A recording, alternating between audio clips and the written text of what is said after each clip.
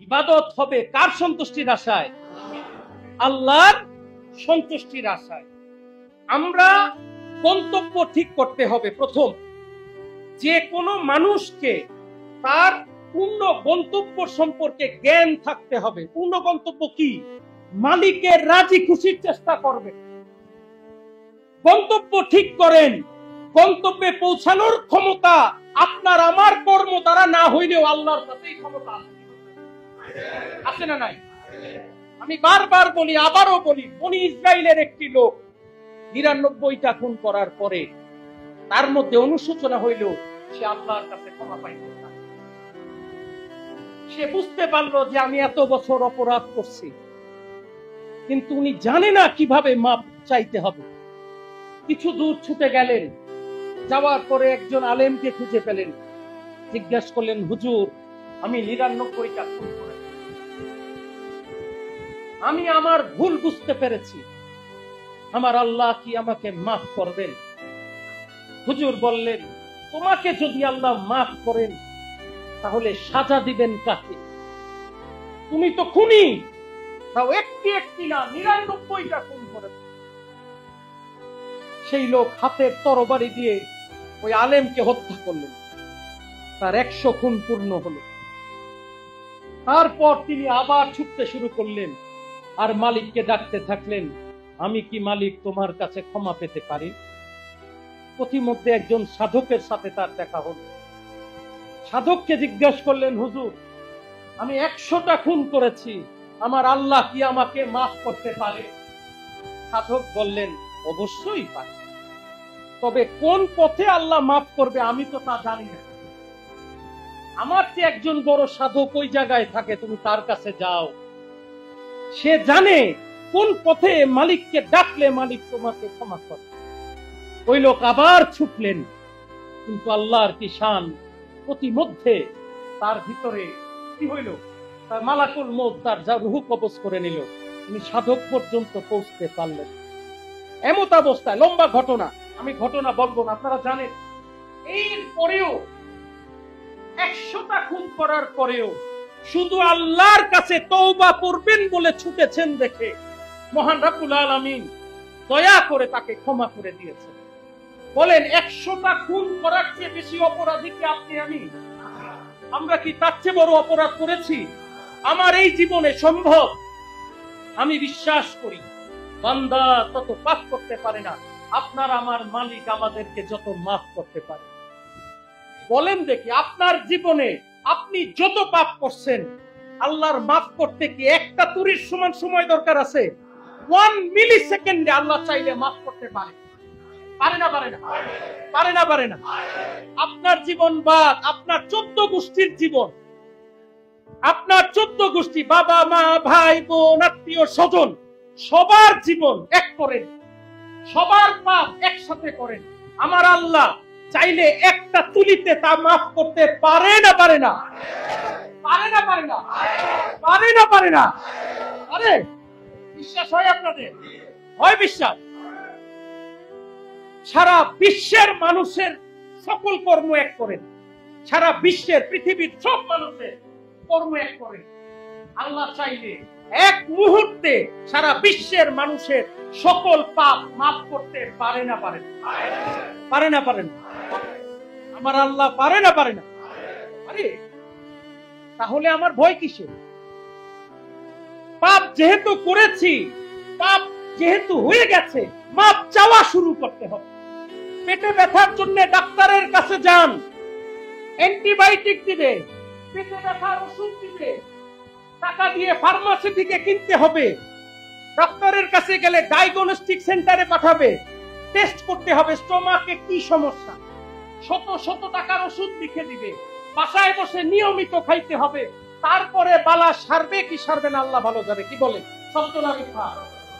আপনি মার্ডার করছেন, আপনি জালিম জুলুম করছেন, আপনি কামরিপুর দ্বারা আক্রান্ত হয়েছেন, আপনি অত্যাচার করছেন, আপনি মিথ্যা কথা বলছেন, সকল রোগের জন্য আল্লাহ একটা ওষুধ তৈরি করছেন, তার নাম কি জানেন? মাফ। বলেন, আল্লাহ আমাকে মাফ করে দাও। এইটা হইল ওষুধের নাম। সকল রোগের এক ওষুধ। আল্লাহ দয়া করে আমাকে মাফ করে দাও, মাফ করে দাও, মাফ করে দাও। এইটা হইল ওষুধ। এই ওষুধ সকল রোগের এক ওষুধ। আমরা এই ওষুধ ভুলে গেছি।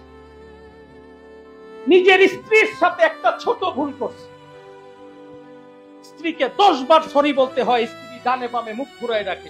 কি বলেন, এরকম ঘটনা আমাদের জীবনে আসে না নাই? আসে না নাই? স্ত্রীর সাথে একটা ছোট ভুল হয়েছে, স্ত্রী 2 দিন কথা বলে না স্বামীর সাথে, 2 দিন মুখ ঘুরায় রাখছে। আচ্ছা ভুল হয়েছে, বাবা মাফ করে দাও, তাও মাফ করে না। কি বলেন, সত্য না মিথ্যা?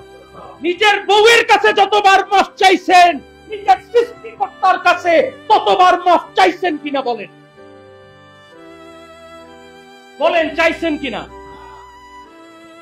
যেই আল্লাহ আপনার আমার সৃষ্টিকর্তা, যেই আল্লাহ আপনার আমার লালনকর্তা, যেই আল্লাহ আপনার আমার রিজিকদাতা, যেই আল্লাহ আপনাকে আমাকে জন্ম দিয়েছেন, যার হাতে আবার আমাকে ফেরত যেতে হবে, তার কাছে কয়বার ক্ষমা চাইলাম, কতটুকু ক্ষমা চাইলাম? আল্লাহ প্রশ্ন করবে না, তুমি কি আমার চেয়ে তোমার স্ত্রীকে বেশি ভালোবেসেছিলা? তোমার সন্তানকে বেশি ভালোবেসেছিলা? তোমার তো সবকিছুর চেয়ে আমি আল্লাহকে তোমার বেশি ভালোবাসার কথা ছিল। তুমি কি করলাম? তুমি তো ভুলে গেলা সেই দিনের কথা, যেই দিন তোমাকে আমার সামনে দাঁড়াতে হবে।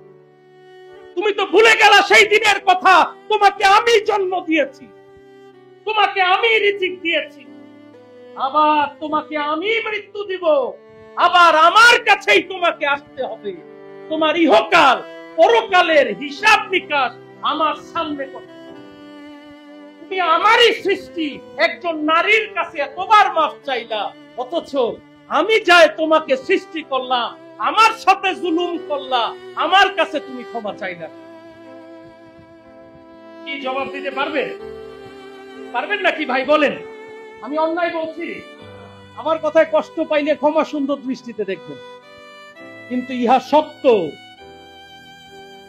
দুনিয়ার মানুষের কাছে যতবার মাফ চাইছি, মালিকের কাছে ততবার মাফ চাইনি।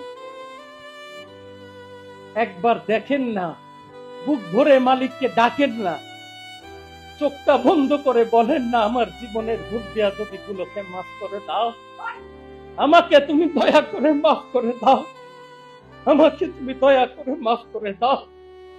এর চেয়ে বড় প্রেম জগতে কি আছে? এর চেয়ে বড় ইবাদত জগতে কি আছে? এই অভাবের কারণে আজ মানুষ মনুষ্যত্ব হারিয়ে হিংস্র পশু জানোয়ারে পরিণত হচ্ছে। মানুষের মতো চেহারায় ভিতরে পশু হয়ে গেছে সব। গরিবের উপরে জুলুম, প্রতিবেশীর উপরে জুলুম। 1 শতক জায়গার জন্য 20 বছর মামলা চলতেছে। কি ভাই, সত্য না মিথ্যা? এই মানুষ যদি এই সমাজে দিন দিন তৈরি হয়, আর মাফ চাওয়া লোক যদি এই সমাজ থেকে হারিয়ে যায়, কিয়ামত আর বেশি দূরে না। একটা চাহিদা, নিজেকে পরিবর্তন, নিজেকে আলোকিত করে, নিজেকে পরিবর্তন করতেই হবে, না হলে এই সমাজ তো ধ্বংস হয়ে যাবে ভাই। আল্লাহকে ডাকা মাফ চাওয়া লোক আর এই জগতে থাকবে না, হারিয়ে যাবে। চলেন না আমরা সবাই মিলে চেষ্টা করি নিজেকে পরিবর্তন। আপনার চেয়ে বেশি রোগ আপনার সম্পর্কে কেউ জানে না। জানে আপনি কি পাপ করতেন? আপনার স্ত্রী জানে, বাবা মা জানে, সন্তান জানে, কেউ জানে, আপনি জানেন। তাহলে প্রথম কথা, আপনার রোগ সম্পর্কে আপনি অবগত। জানেন না? জানেন না আপনার রোগ? যিনি কাম রিপুতে আক্রান্ত, পরনারীর প্রতি আকর্ষণে যার অসুবিধা হয়, আপনি জানেন না আপনার পরনারীর প্রতি সমস্যা আছে? জানেন না? জানেন না? যিনি কথায় কথায় মিথ্যা বলার অভ্যাস আছে, তিনি জানেন না আমি একটু পর পর মিথ্যা কথা বলে ফেলি? জানেন না? জানেন? আমার রোগ আমি জানি। এইবার ওই রোগের জন্য শুধু চোখটা বন্ধ করে মালিকরে ডাকা এবং তার জন্য ক্ষমা চাওয়া, ঠিক অনেক কঠিন কাজ। ভাত খাইতে আপনার দিনে কতক্ষণ সময় লাগে? কম কইরা হইলেও 1.5 ঘন্টা তো লাগে, 3 বেলা 30 মিনিট করে খাবার প্রিপারেশন, বসা খাওয়া। আর এইটার জন্য মাত্র 10 মিনিট বাইট করেন না। প্রতিদিন রাত্রে ঘুমাইতে যাওয়ার সময় চোখটা বন্ধ করে কইরা বলেন, মালিক তুমি মাফ করে দাও। 10 মিনিট বলবেন, আমার একটু ডাক। বাচ্চা সন্তান সবটিরে বলবেন আবার কেউ ডাকবি না, মালিকের কাছে মাপ চা। রোগ জানা আছে, ওষুধও আপনার জানা আছে, শুধু প্রয়োগ করা দরকার। আপনি প্রয়োগ করেন, দেখছেন? এটাই মোহাম্মদ ইসলাম। আপনাদের কাছে আমি অনুরোধ, আসলে আমরা সবাই নিজেকে আলোকিত, কে ডাক্তার, কে ইঞ্জিনিয়ার, কে প্রফেসর, কিছু আসে না। আপনার আমার সবার জন্য 3.5 মাস অপেক্ষা করছে। কত বড়, সবাই সালাম দিবে কালকে, আর কেউ কিচ্ছু বলবে। সুন্দর সোহাই দিয়ে মাটি চাপা দিয়ে ছেলেও আর দাঁড়াবে না, বলবে কি জানেন, কবরের সওয়াল জবাব শুরু হয়ে দেখতেছে, আছি ভাই বা। আপনি একাই সেই সময়ের আগে চলেন মালিকের সন্তুষ্টি অর্জন করে।